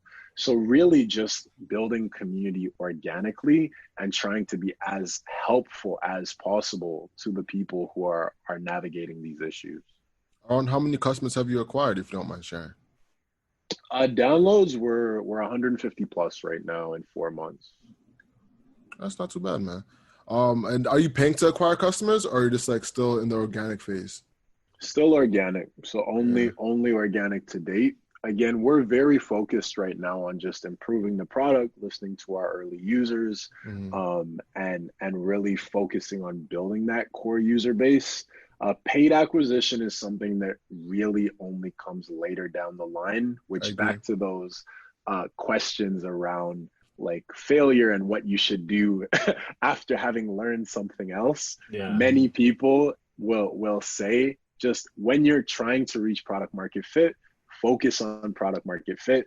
And then when you're ready to scale, focus on scaling, but don't do both at the same time because you have limited resources and you need to make sure that you can actually validate that first stage before you move forward. It's like that, you know, Paul Graham, right? He wrote that one essay, Do Things That Don't Scale. He was saying, like, you know, and essentially you're doing it. It's the things that you don't think are going to scale actually end up helping you. And he references the Airbnb story, how when they're in YC, they were asking themselves, you know, what's the difference between like a 1-star experience and a 2-star experience? So that when they'll go to a guest or maybe someone who's a host and say, okay, what's the difference between a 1-star experience and a 2-star experience? And then they go to the same thing to a guest and they'll try and get their host to do these experiences to get them more bookings. So they go to New York, they go to every host and say, why did you sign up for this? What did you like about it? What didn't you like about it? And this actually changed the whole business model. It changed the way they structure their whole business. And it's doing those little things that you might think they don't really move the needle, but they are like the one domino that you push that just pushes everything else down and actually helps you get to where you want to be. So it's like those little things, I think, is the difference between good to great. Definitely. And you'll see that in the stories of the most successful companies, that the reason why they became successful is they actually built something their users wanted. Mm-hmm. And they did that by focusing all of their time and energy at the earliest stages on listening to them and making that initial core user base happy. And if you can do that, if you can make 50 people happy, like a lot of people think about thousands or hundreds of thousands, but if you can make 50 people use your product every day, then you can definitely find another 50 and another 50 of that same type of individual. It's when you try to scale early before you've even done that you run into issues. Yeah. 100% agree. Switching gears a little bit, one thing that we all are Black men in tech, what's been your experience being a Black man in tech, especially after this George Floyd situation? Mm-hmm. Yeah, that's a really interesting question. I would say normally I'm the type of person, especially just coming from an athletic background, that I try to like put those things to the side and just be heads down executing. Because the way that I am is I tend just to put like no limits on what I can achieve and just go for it and just come into the room as though I can do it. But then everything obviously happening of late brought many of the issues that have been around for quite some time to the surface, at least publicly, and the fact that the pandemic was going on is that everyone was at home to listen and they couldn't hide from it, essentially. So I'd say navigating, especially the George Floyd incidents, for me and for many of the Black founders that I'm close with, was tough because they had to manage their own personal, just emotional levels, because you open your phone and every single time you feel as though you're essentially, that could have been your brother, that could have been your relative, and you're dealing with that. And yet you still need to go into work. You still need to execute on what you need to do. And so it was tough. It was definitely tough.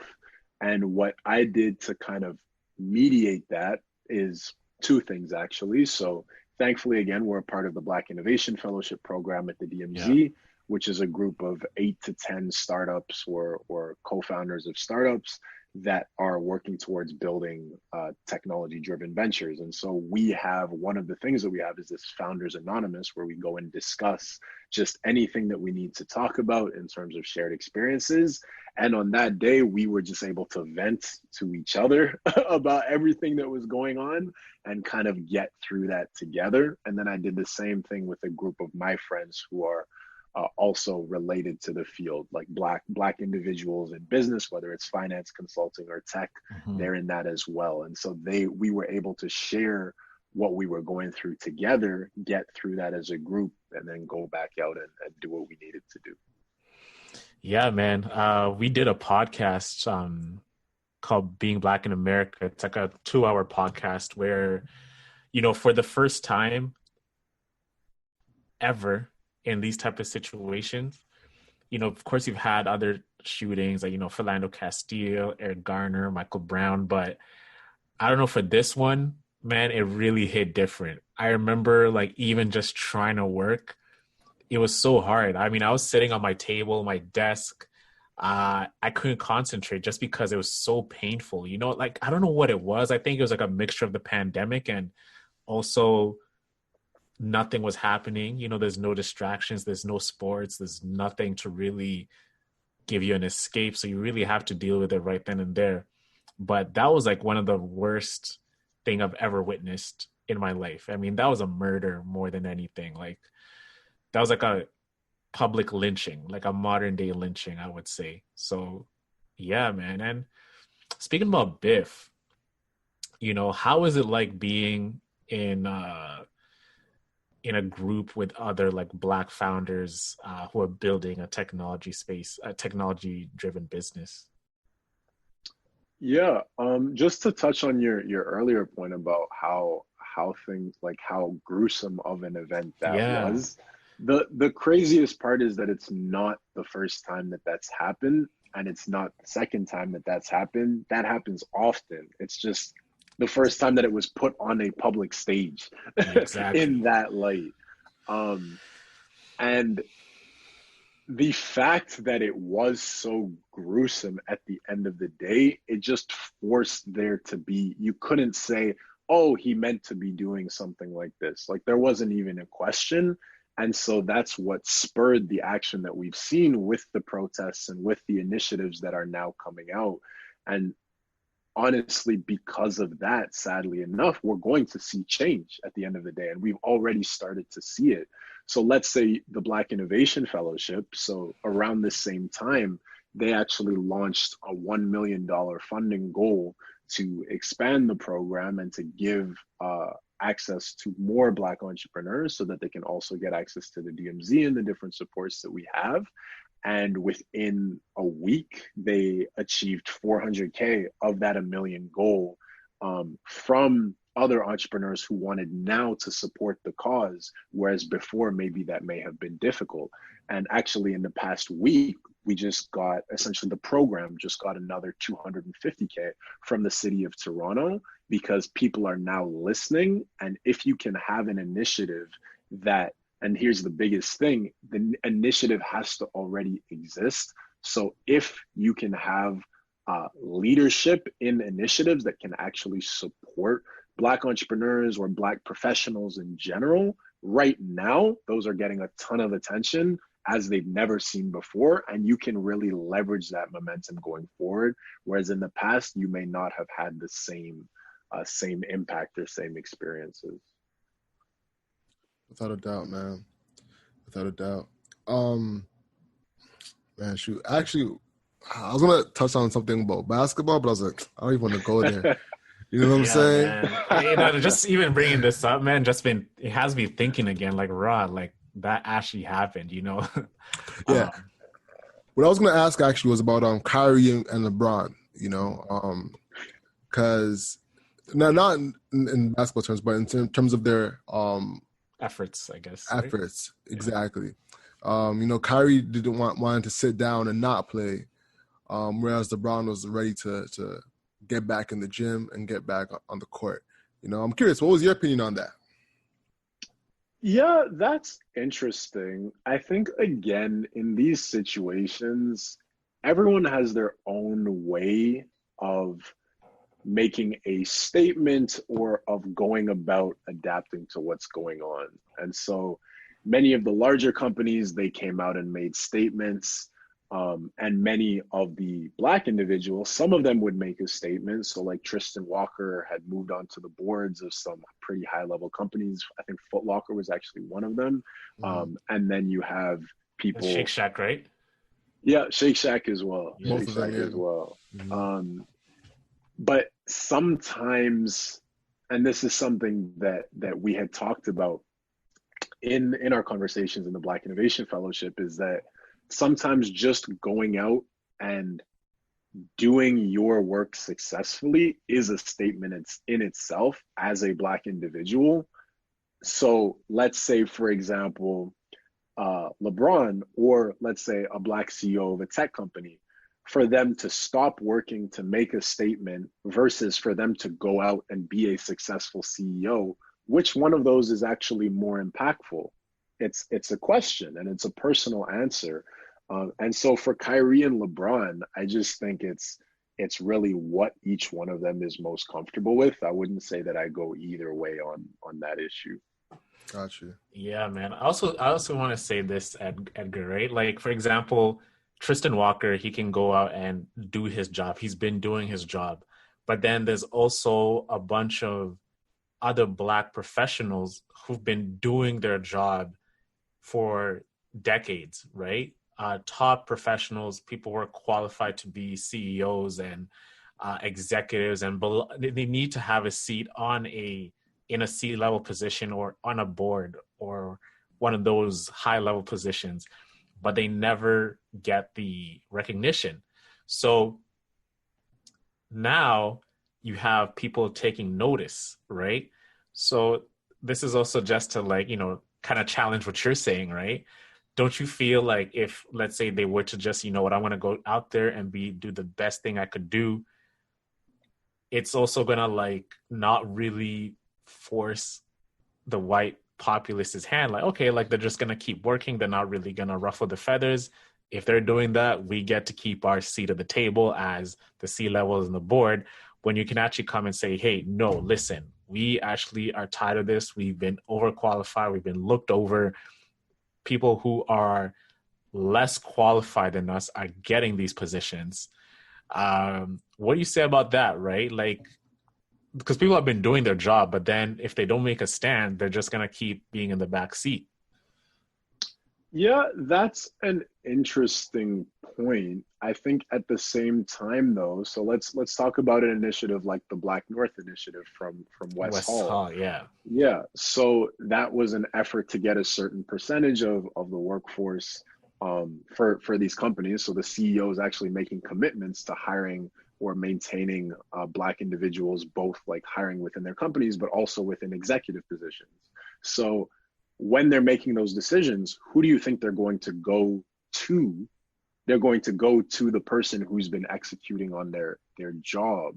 So I think there's a mix. So let's say back to the Black. So we're talking about a Black founder. Them executing on their job is them being a success, which is the entire goal of this at the end of the day. Mm-hmm. And them being successful is inspiring other people to come up. And with their hiring practices, they can bring in more people as well.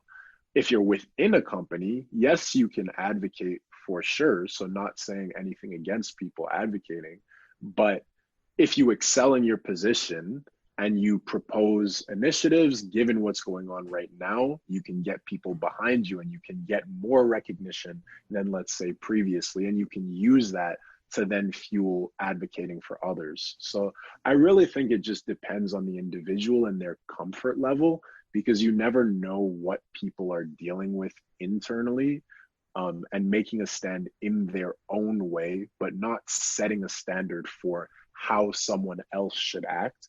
More so understanding based on your own values and your own level of comfort, what you can do in your position, and then just doing that. Yeah. In regards to LeBron versus Kyrie, I find it very interesting because, LeBron has done a lot for the community. Mm-hmm. He has the I Promise School. He has a media company that's predominantly diverse. He's done a lot of efforts for the community. In this specific instance, I find it very, very tough because he, on his shoulders, rests a lot of power, right? If LeBron chose to sit down, I personally believe the whole league would sit down. Mm-hmm. What do you guys think? In that sense, yes or no? I think so too, man. Like, it was kind of disappointing for LeBron that he had all the power, but then he didn't do anything. He just said, I'm not going to put a name on the back of my jersey.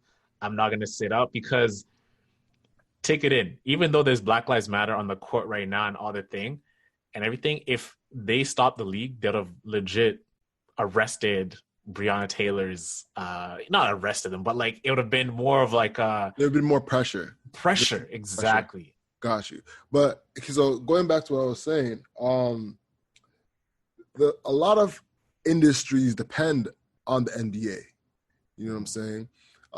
There's mom and pop shops, real estate around the stadiums, media TV. coverage, Yeah. TV deals, international TV deals, relationships. Like it's a big industry. You know what I'm saying? If he chose to sit down and the NBA follows, that it is a whole cycle that starts to explode.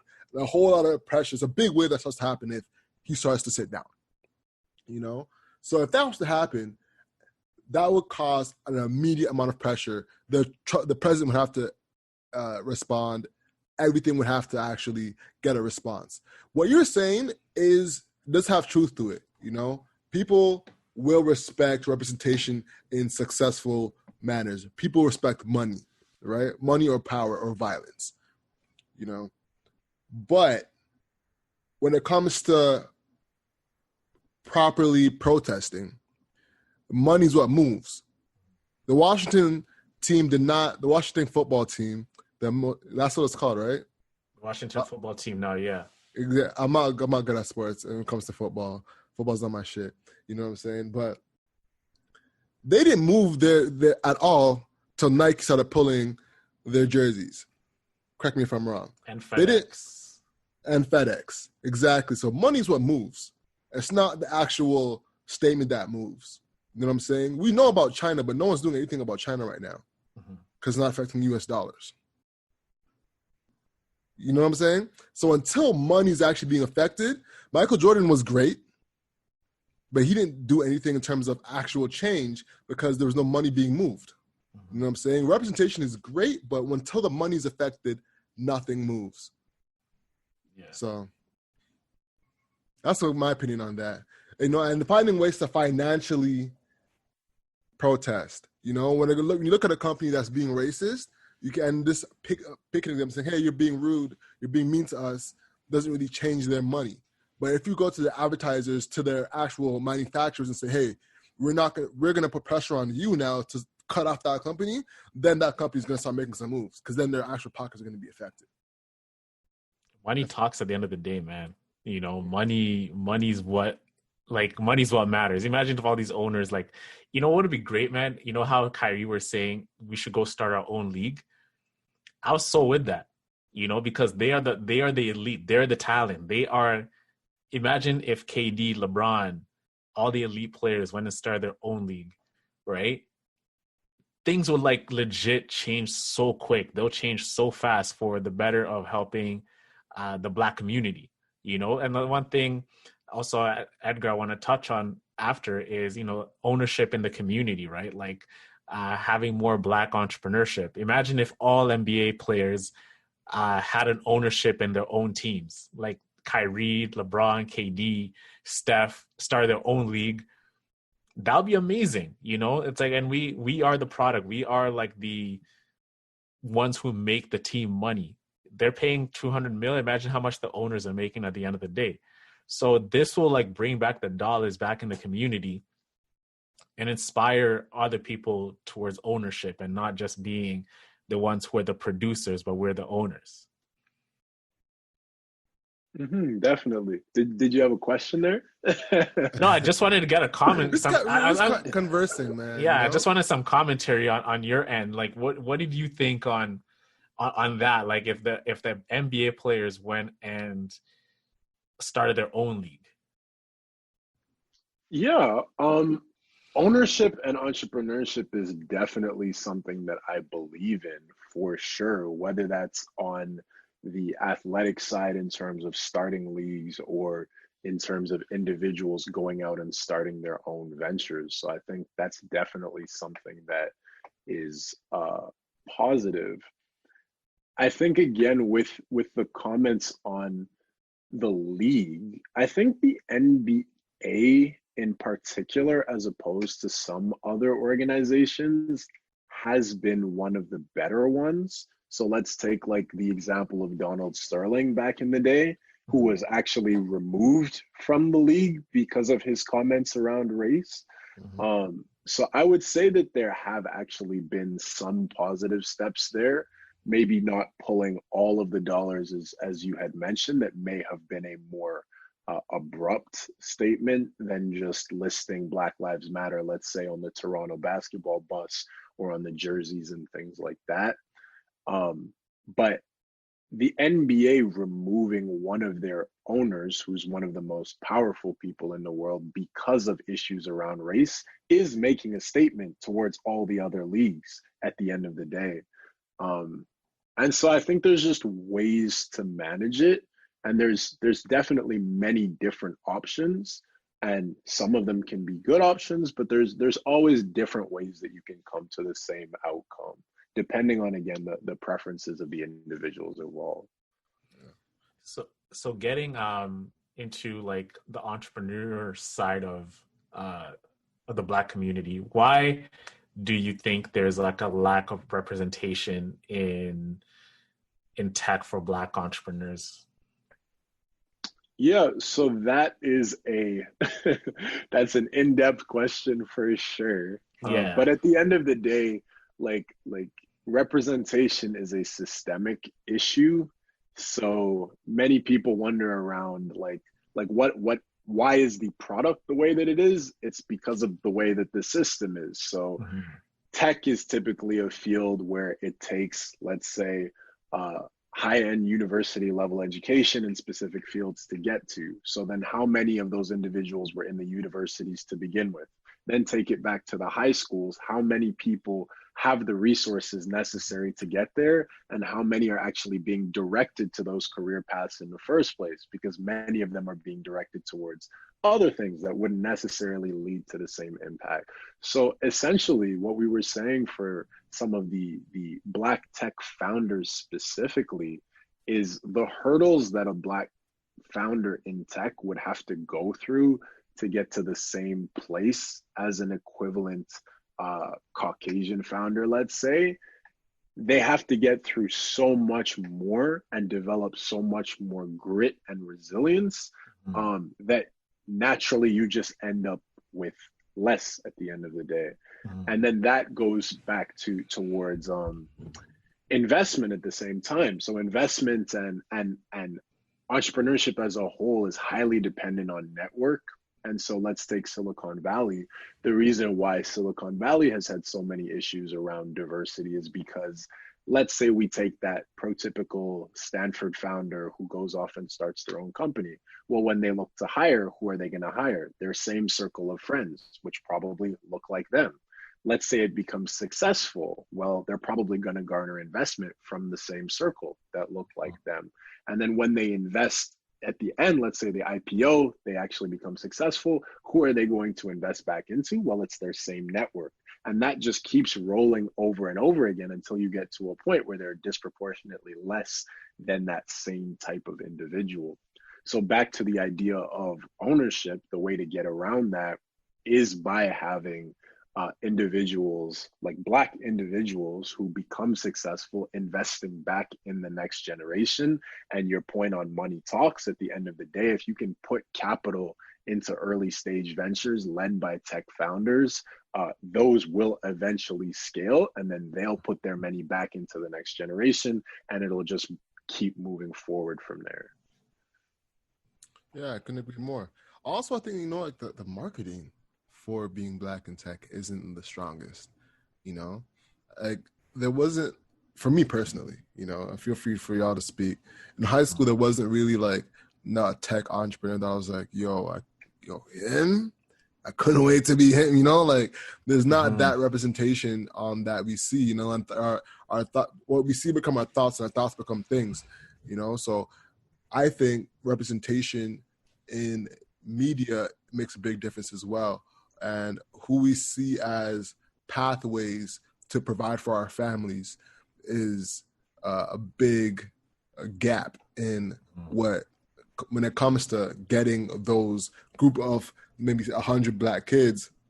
It might be someone who's actually interested in calculus or something like that, and math and science and whatever. Exactly. Yeah. And then he may find his way into tech organically, but there needs to be a guy who's actually like, all right, Tristan Walker's there. how do I get there? You know what I'm saying? Like Exactly. me personally, like I saw Boomerang and saw that he had an ad agency, you know, even though he did whatever in that movie. I don't know if y'all remember it, but I was like, oh, all right, that's the lane, eh? I didn't know that's the lane. You know what I'm saying? And then Yeah. I started researching into, okay, that's the lane that I could take, and to become a fly black adult, you know. Yeah. So yeah, I think the marketing there. A lot of the representation is in there. I mean, everything as a thing of black kids, especially growing up in North America, like me coming from Kenya. I mean, education was paramount, right? So I knew I had to go to university. I had to study hard. I had to get great grades. I mean, that was like no question. But coming in, I can look at it, and we spoke about this in the Being Black in America episode. Is like all you see is like entertainment or sports. I mean, that's the only way out.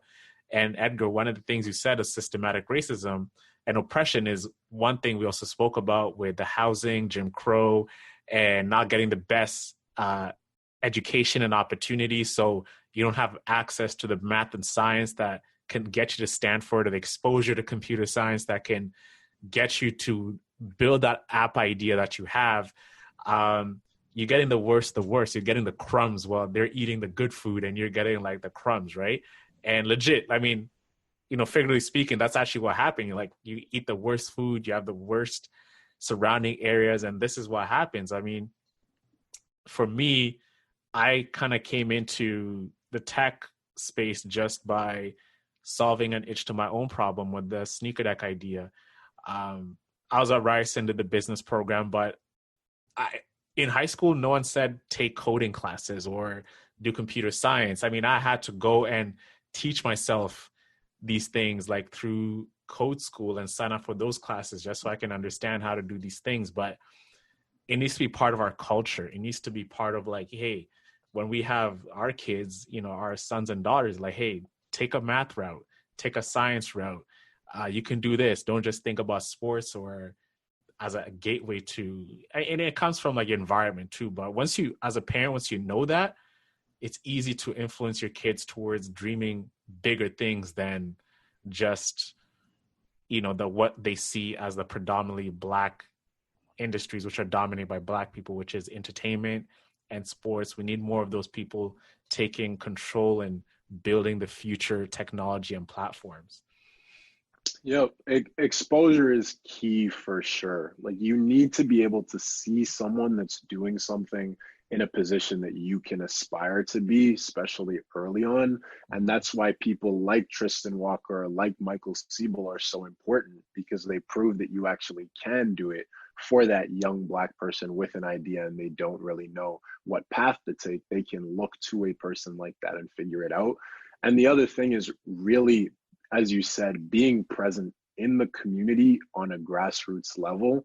So let's take the example of sports we were talking about. For many people growing up, even when I played in this organization called Red Rush. They're a basketball and leadership program where they use sport along with community service and leadership activities as a vehicle to move on to the next step. And if you can go to on the grassroots level when people are still learning about themselves and exploring opportunities and give those options like learning to code or like learning marketing or having examples of people that they can relate to in those stages, then you'll definitely be able to inspire a generation of individuals to move forward towards those fields. Without a doubt. Working towards wrapping up, man. One thing we want to make sure we cover is raising money. You know, you've been able to raise money in your business. What has been some key elements that you could give our listeners as advice when it comes to pitching and raising money and building a relationship with a VC or angel? Yeah, so the first thing to make clear is we have not actually raised angel or institutional yet. That may be coming very soon, but not to date. The capital that we've raised has been through the accelerator, so Next Canada, as well as the McGill X1 accelerator, so more on the grant funding side. When it comes to raising money, though, at the end of the day, number one is building relationships early on before you actually need them. And that's something that I would recommend to anyone getting started. investing, getting investment is similar to finding a co-founder. You're entering into a long-term relationship or partnership with that person. And at the end of the day, it's going to be an issue of fit between them and you. Do they believe in you and your ability to succeed, in your ability to execute on this opportunity? And do you believe they're the right person that can actually help you get there beyond the capital?